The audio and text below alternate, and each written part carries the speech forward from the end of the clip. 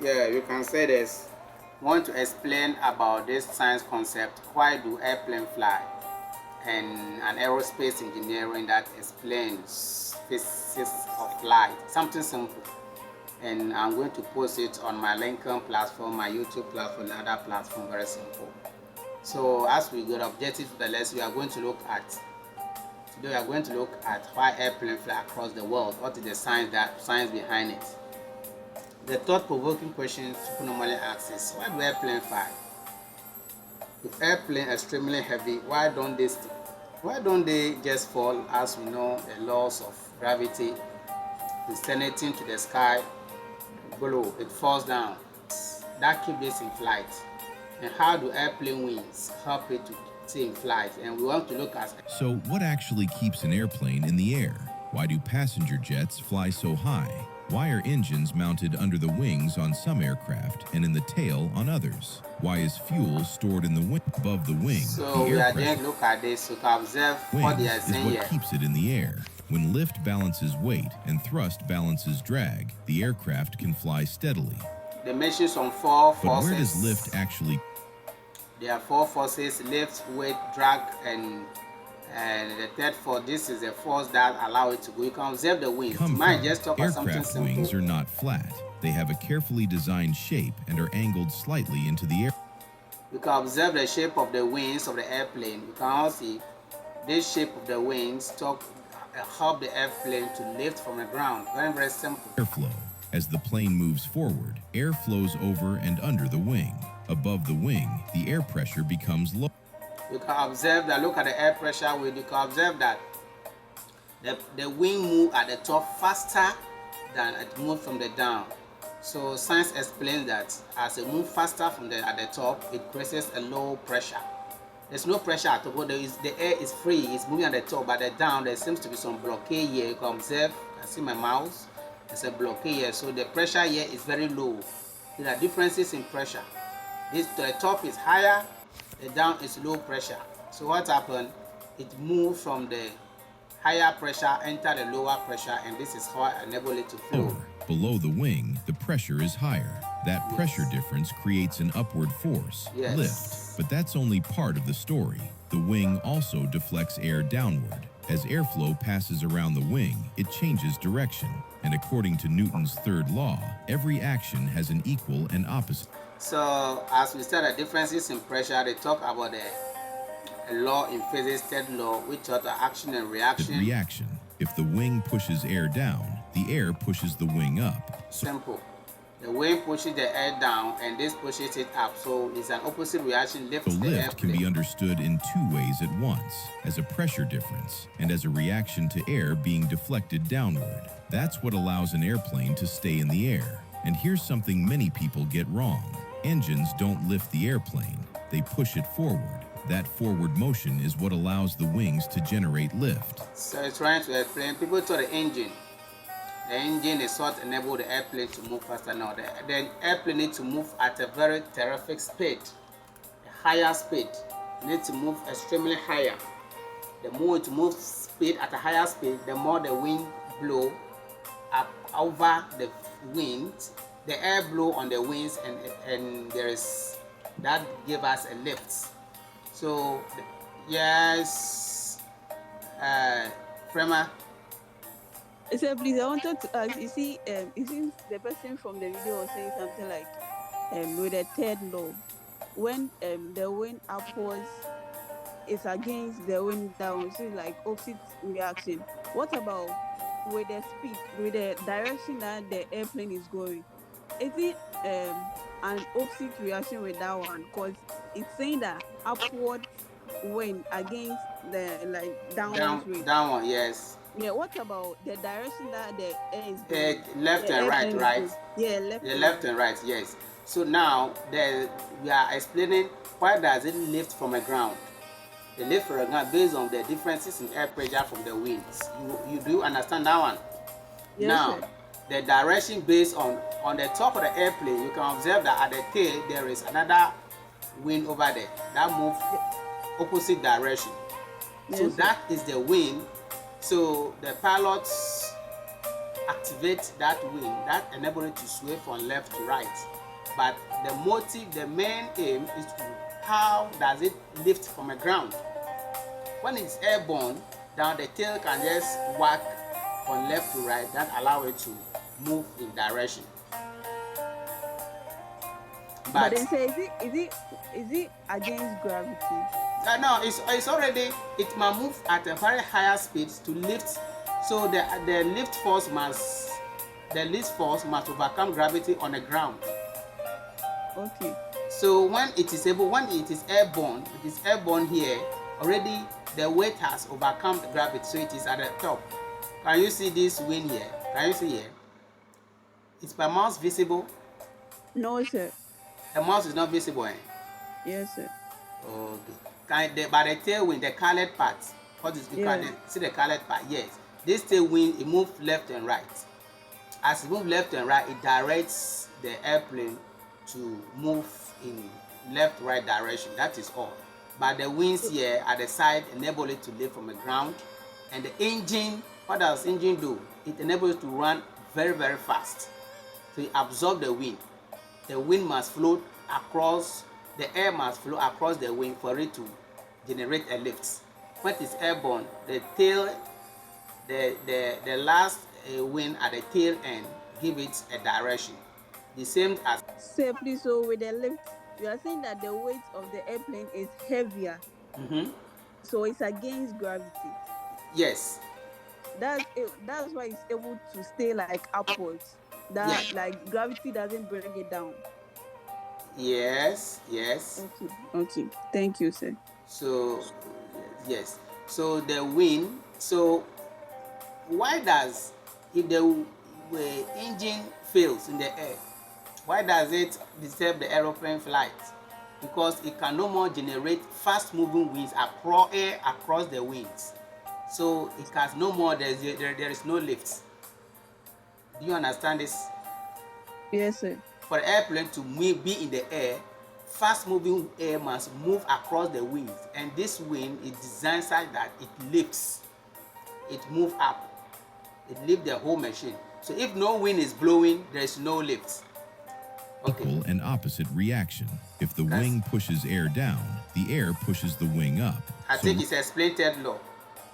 As the wing pushes it up, it moves up, which is opposite reaction in terms of third law. Lift can be understood in two ways at once, as a pressure difference and as a reaction to air being deflected downward. That's what allows... So the wind, they talk of the pressure difference. The fast moving wind is at the top. So as the fast wind moves through the top, pressure becomes very low. There's no pressure at all. But when the one that is moving at the bottom, there is something like a blockade over there, so there is higher pressure. So differences in pressure created lifts. Move from the higher level to the lower level. By that means it's going up. Allows an airplane to stay in the air. And here's something many people get wrong. Engines don't lift the airplane. As I've said, engine don't lift the airplane. They push it forward. That push it forward forward. motion is what allows the wings to generate lift. That's why, before takeoff, the aircraft accelerates down the runway. The faster it moves, the more air flows over the wings, and the more lift is produced. I think I've just explained this. The wind never, the engine never generate lifts. The faster it moves, the more air flow over the wings and give us a lift. At a certain speed, with the right angle, lift becomes strong enough to overcome weight, and the airplane leaves the ground. That's how even something as massive as an Airbus A380, weighing up to 575 tons, can fly. It's not about weight, it's about how much lift the wings can generate at speed. I think it answered my question. It's not about weight per se, so it must have enough speed to call for more wind to flow, more air to flow over the wings to generate a lift. But there's another important detail. At low speeds, wings are less efficient. So during takeoff and landing, airplanes use flaps and slats. These extend the wing, increasing its curvature and surface area, allowing it to generate more lift at lower speeds. If you've ever watched a wing during takeoff, you've probably seen it expand. That's exactly what's happening. So it's explaining the takeoff level. We want to take off, it might expand more wind downwards. It's bring the wind downwards. It generates a lower pressure at the down, while the top become very free. So as the wind flow through the top at a higher speed, the pressure there is very low because nothing is blocking it. It's free moving. It's like free falling object. So free moving. So as the wind at the bottom become very, it's not doesn't flow. There's a blockade at the down. There's a pressure difference. So pressure difference means what?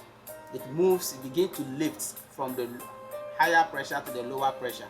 So this is what the third law comes into being. That generates. Just discuss. I put this here. 40,000. Let's say 40,000 kilograms of airplane. You can see I zoom in the excavator. Heavy tons is ready to go. We learned from the video that it's not about the weight, it's about the wind, how fast it moves. So bigger machines, you can observe that bigger airplanes, we call it airbus, bigger airbus tend to have more engine attached to it so that it can generate more wind to give us a lift. So we are going to be so just discuss the airplane are extremely heavy and the pull down. Gravity pull them down and they remain in the sky. This is what we discuss. Now, this is what we discuss. There are four forces. The first, the lift, the thrust, move forward, the weight, the downwards, and the drag. The one at the top is the drag force. These are the four forces that act on an airplane. I repeat, the first is the lift. You must move up based on the wind. The thrust must move forward fast because of the engine. The weight is by virtue of gravity, mass and gravity. Bring it down, and the drag force is in case the airplane wanted to stop, it must activate the drag force. So just in summary, airplane wings are shaped so that they move at the top, as I've explained, at the top and beneath. They create low and higher pressure which generate a lift. And now let's talk. We cannot talk of airplane wings without talking about this one. There's a man called George Gray. According to physics or science, is the man that designed, he engineered the shape of the wing, which allow differences in airflow, differences in pressure. This is the man. Now, how does George Gray got the idea from what? Bernoulli principle in science. Who is a Bernoulli? He's a Swiss mathematician, and he is the blowing mind behind fast moving object in fluid. But Bernoulli said, when air moves faster, the faster moving air created lower pressure and the higher moving air created higher pressure. This is just simple. This is just summary. And Bernoulli gave this mathematical constants, physical constant. So this is how the airplane design, the wing design like this, very massively. So higher pressure is detected over here. This is a lower pressure, higher pressure. So if the top is low, the down is higher. What happens? It escapes from the higher to lower pressure. In that way, there is a lift force designed by Bernoulli principles. Just force and the wind, as the wind still have more diagram of Bernoulli principles here. This is all to explain about the lift force of aeroplane and so if what happens when it's airborne, when it's want to stay at one place without lifting, it's straight stability in the air. Move faster. This is what it says. More design, Bernoulli principles. These are some airplanes and how the wind flow. We mentioned third law of motion. Newton's third law. Why do we say third law? Because the third law explained come into here. The third law, action and reaction are equal and opposite. We know that. The third law talk about the wind design. So it's designed to deflect downwards. As we can look at this way, the wind is designed like this. So the wind tries to come down and the wind flow first. So the third law, by the third